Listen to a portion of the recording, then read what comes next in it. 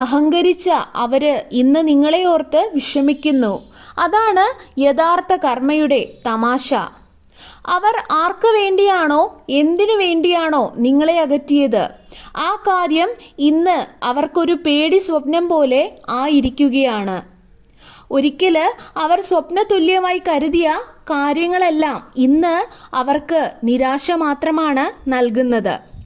ഇന്നവർക്ക് മനസ്സിലാകുന്ന ഒരു കാര്യം നിങ്ങളെപ്പോലെ ആരുമില്ല എന്നുള്ളതാണ്. നിങ്ങൾ അവരെ മനസ്സിലാക്കിയതുപോലെ അവരെ ആരും മനസ്സിലാക്കിയില്ല എന്നുള്ളതാണ്.